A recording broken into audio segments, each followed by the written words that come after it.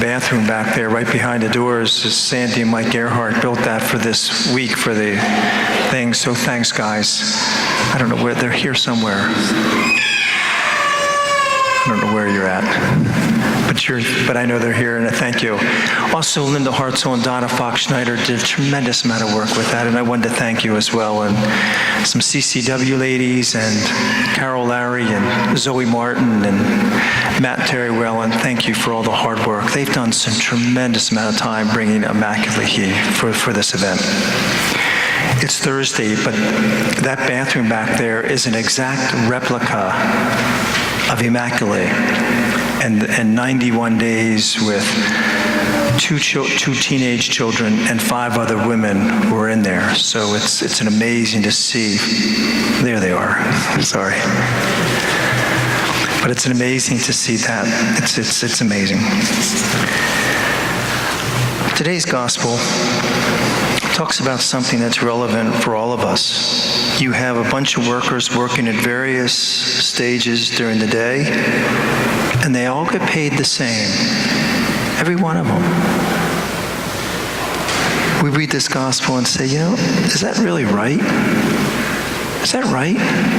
Somebody comes in at 5 o'clock, gets paid a full day at 6. I'd kind of like that too. I always love, my friends, reading golf articles and how they can apply to the gospel. And I was reading this article, and it's closest to the pin. It's called on a par 3. It was 175 yards. So the goal is you get up, step up, hit the ball, and try to get it closest to the hole. The one who gets it closest to the hole, or even in the hole for that matter, wins the money. So one guy comes up there and hits it, and it was within a foot. There was like 25 of these people that were hitting these shots, and one of them hit this shot, and it went ricocheting off to the left, hit this tree that was off of the green, bounced onto the green, ricocheted onto the green, and landed within 6 inches of the cup. Who won? Who won? The ball closest to the hole, right? The first thing that the guy who had that beautiful shot landed within a foot, the first thing he said was, "That's not fair." I could understand his pain, my friends. I could understand it, believe you me. But that's exactly what these workers are saying in today's gospel. It's not fair. It's not fair. Where in life, where anywhere, does it say that life is fair? My whole life I listened to people. Why did my child die? Why did my loved one die suddenly? Why did I lose my job? Why do I have this chronic disease? Why am I being mistreated for absolutely no purpose at all? Why hurricanes that are devastating cities and countries? Why? It just doesn't seem fair, does it, my friends? And you have a list of your own why. We all have a why. Every one of us. And if you don't have one, you will. You will. And you're going to have to grapple with that. Because it's going to affect the core of your being. Why? And where is God in all this? Where is he? Where is he in the hurricanes? Where is he when someone loses a loved one? Immaculate, who's coming this week, was from a beautiful family. They were well educated, most of them out of the country, which is somewhat rare in Rwanda. Very intelligent, very devout, all of them. They were well respected and loved in their village. Especially the parents, but even Immaculate herself. She was holed up in that bathroom for 91 straight days. And she prayed for two things, that she would be safe, and who else would be safe? Her family, right? Her family. And during the course of her time that she spent in that bathroom, she had a vivid dream that her whole family was wiped out.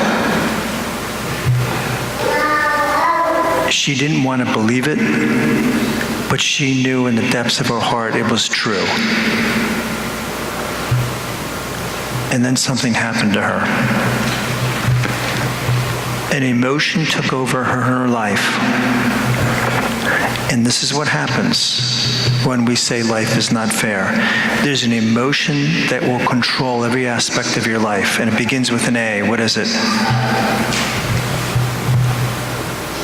Anger. And it happens to all of us. She said it was pouring out of her pores to think that people that she knew and respected and lived next door to were part of the killing of her family.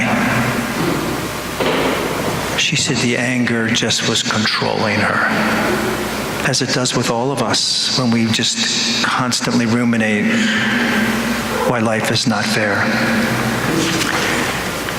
She said she needed to do three things. And we do too. She started to look at the blessings in her life. She was safe, and she said as soon as she started looking at other areas in her life, she saw the many blessings. She said, I don't know why God didn't save my family, but look how he has blessed my life in so many ways over here. Do you know how many miracles are taking place in Houston right now? I suggest you Google them. And the goodwill that's going on down there.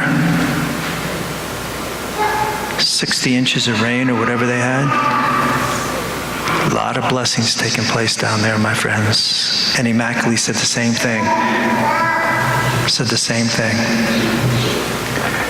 She also knew she had to do something else. She had to forgive.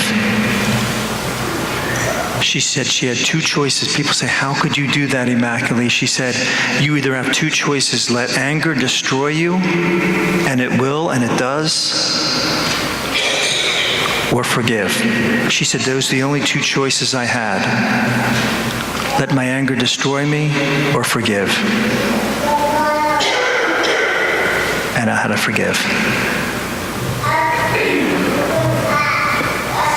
And the last thing was, why was this family saved and not hers?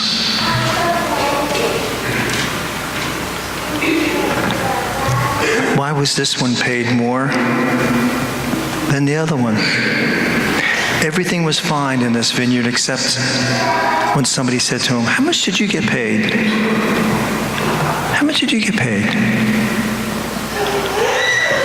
I'm a better parent than you. Why is my child acting like that? Why do you have that satellite dish? You have a bigger house. I should get a pool. You don't need a pool. We go on. It leads to misery, doesn't it, my friends? I was reading a cute little story. It was about a company that chartered a ship for its top salespeople.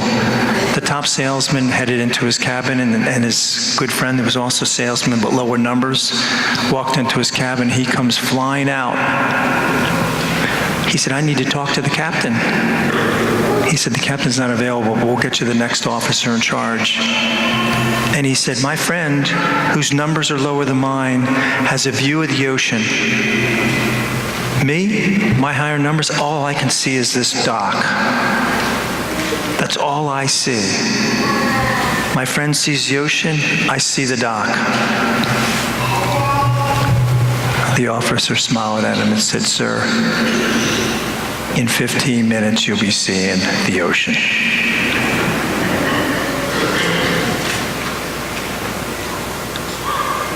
But you know, when we start comparing, we lose rationale, don't we? Because we think everything's greener here, and it usually isn't. this gospel, my friends, teaches us a lot, doesn't it? It really does. And affects every one of us. It affects every one of us. We need to look at the blessings in our life instead of, why is life not fair? We need to forgive, and we need to put away the comparisons that we so like to do.